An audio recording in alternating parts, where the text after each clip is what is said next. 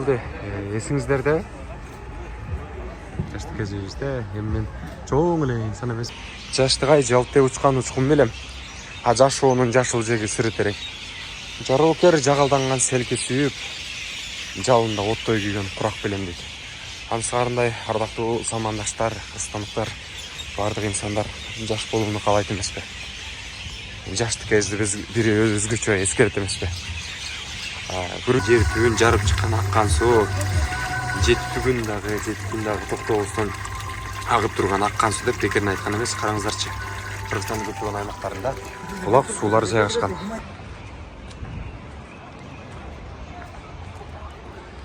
Нолжар көпчүлүгүңүздөр билген болсоңуздар, Алишер Нагай атайын айкели мурун ушул жерде турган болчу. Ал эми жаңыланып, дагы да болсо аны оңдоодон өткөрүп, жанагы Санжыра бар го, Арманский тараптан келе жатканда, ошол жерден түшкөндө эски самолет. Ассаламу алейкум, амансыздар бардактуу мусулман туугандар, ардактуу кыргызстандыктар, ардактуу кыргыз элим. Ош шаарынын дал ушул Алишер Нагай атындагы эс алуучу багынын алдында киреберишинде турабыз. Бүгүн дал ушул Алишер Нагай атындагы эс алуу жайдын ичиндеги кээ бир имараттар буздурулуп, ушу мэриясы тарабынан Ак Бура дарыясынын жээгиндеги кээ бир имараттар алынып. Жана ошондой эле ушул жерде болгон иретке келтирүүчү жумуштар боюнча кененирээк тааныштырып өтөм. Андыктан биздин каналга каталып коюңуздар, лайк, комментарий калтырып кетиңиздер. Бүгүн күнгө карай бейшемби 11 сентябрь. Могул жерде дагы бир кичинекей тамактануучу жай бар болчу. Бул жер дагы алыныптыр. Анан бул жактагы жумуштар снос өзүнүн иши менен уланган. Иретке келтирүү катарында болгон жумуштар бар. Бул эми Алишер Нагай атындагы эс алуучу бактын алдында. Көрдүңүздөр э? Жогору жагындагы жерди көргөзүп өтөйүнчү сиздергечи. Бул жактар негизинен кичине иретсиз болуп тургандыктан имараттарды оңдоп же болсо алып салуу боюнча Ош шаардык мэриясы чара көргөн. Көрүп турасыздар.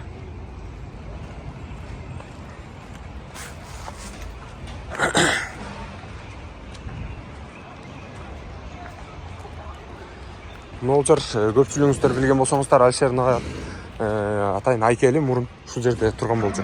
Ал эми жаңыланып, дагы да болсо аны оңдоодон өткөрүп, жанагы Санжыра бар го, Арманский тараптан келе жатканда, ошол жерден түшкөндө эски самолет бар болчу. Билесиздерби?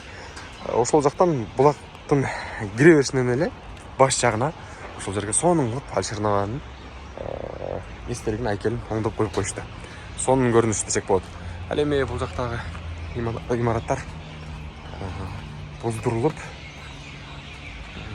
иретке келтирилип жатканын биз көрө алабыз.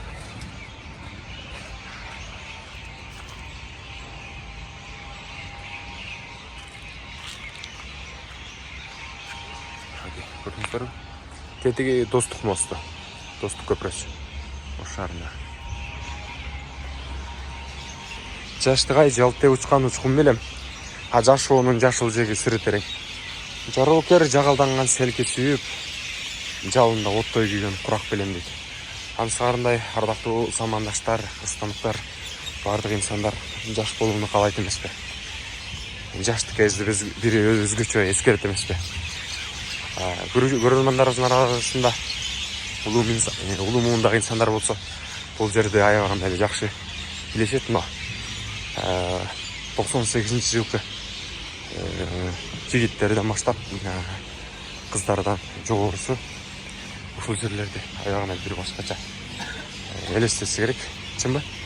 Анткени көпчүлүк студент курак же болсо жаштык курагы ушул эс алуу жайда, эс алуу бакта өткөн десек болот.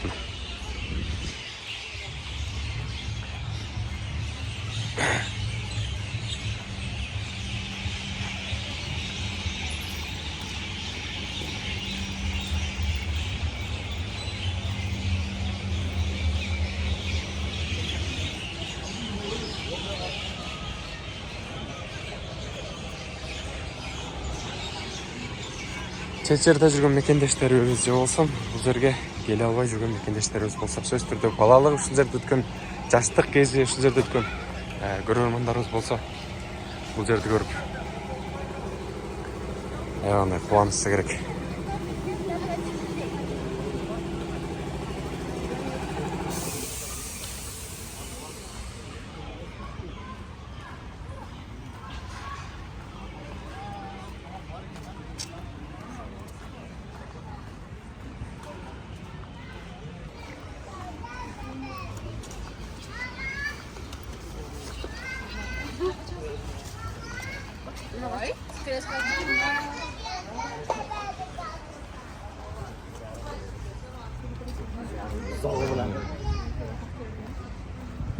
Азыркы учурда көптөгөн эс алуучу жайлар жана ошондой эле Ош шаарынын көптөгөн аймактары оңдоп түзөөдөн өткөрүлүп жаткан учуру алардын катарында Алишер Набай эс алуучу жайы дагы багы дагы оңдоп түзөөдөн өткөрүлүп атат.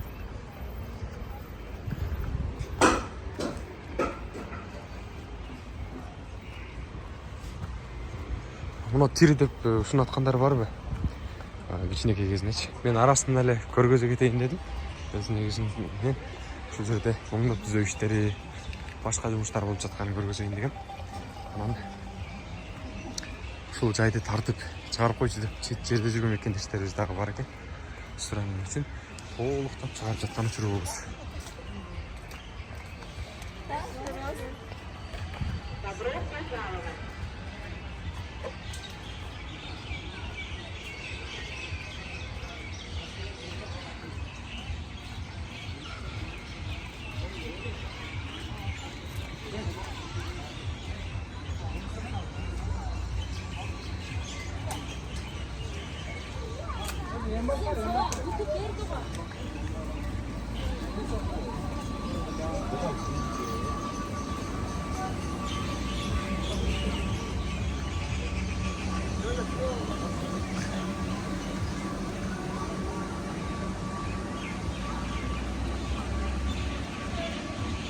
Кечки саат 8ден өтүп калды.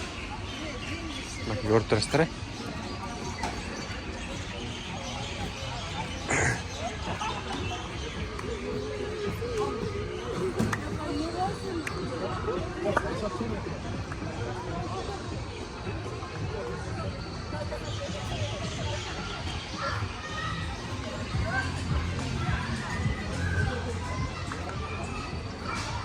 Алишер Набайдын эстелиги кайсыл жакка жылып кетти десеңиздер, могул жерде турат, көрдүңүздөрбү? Кененирээк көргөзүп өтөйүн сиздерге.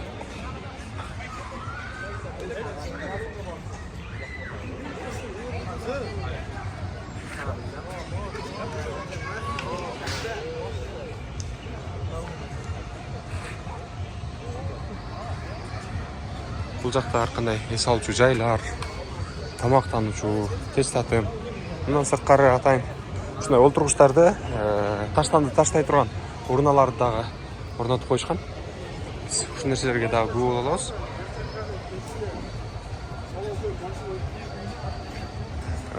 Бардык жаштардын биринчи эле айдаган унаасы муналар болсо керек, эсиңиздерде?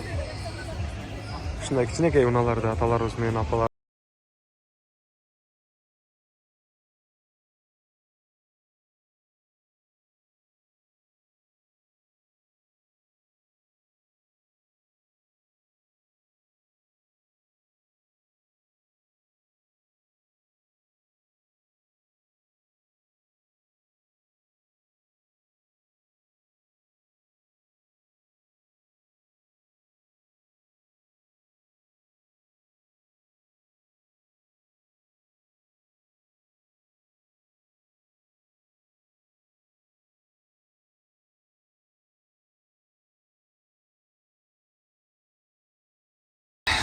төкмакына жеңи жок. Күн түн суу жуунунда жер түбүнөн агып чыккан аккан суу деп жети кабат жер түбүн жарып чыккан аккан суу, жети күн дагы токтобостон агып турган аккан суу деп бекерин айткан эмес. Караңыздарчы, Кыргызстандын көптөгөн аймактарында булак суулар жайгашкан. Кыргызстан негизинен эле суунун сапасына кең, бай өлкө. Бейіс десем жаңылышпай.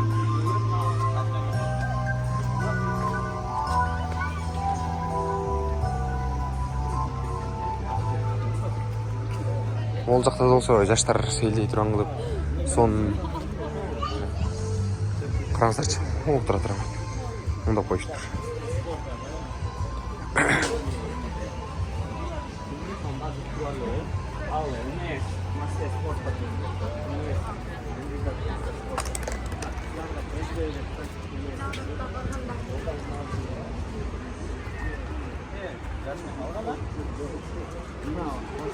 Мына каруселді есіңіздерде жашты кезімізде мен чоң эле инсан эмесмин. Мен деле жаш деп аламын, бирок ара көрөрмандарыбыздын арасында бул жака келип чыккан байкелерибиз, агаларыбыз, эжелерибиз, көрөрмандарыбыз жаштыгын бери эстеп алды болуш керек. Анан тетиги жерде могул жакта самолет турчу. Жанагы жүрбөй калган самолет. Кийин алдырылып салынды. Көрдүңүздөр. Деги эле азыркы учурда Ош шаары өнүгүп атат. Мындай бир сөз менен айткандачы. Элибизде токчулук, аманчылык дагы да болсо өкүм сүрүп жаткан учуру алардын катарын дал ушул 7 облустун бири болгон Ош облусу толуктайт. Ардактуу көрөрмандар, калган облустарыбыз дагы болсо Кыргызстандын мыкты деңгээлде өнүгүп жаткандыгын көрө алабыз. Мен ошолордун бир катары 7 облусубуз катары Ош облусун көргөзүп өтөйүн дедим.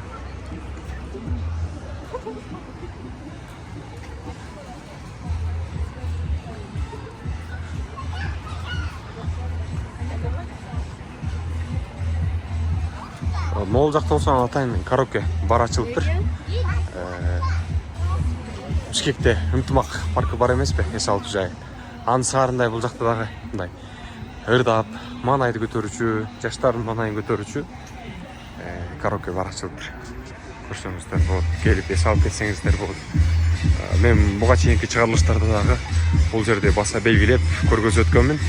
Ушул жерде реконструкциясын түзүп ишке ашырган жигиттер, мырзалар, же болсун колдоо көргөзгөн агаларыбызга ыраазычылык айткым келет. Эми биздин чыгарылыш ушул жерден токтойт. Ардактуу замандаштар, биз турган жер дал ушул Алишер Набай атындагы эс алуучу жайынын жогоруга карай жаңы жасалган эс алуу бака чейинки ланчы. Могул жакта болсо Акбура дарыясы агып жатат.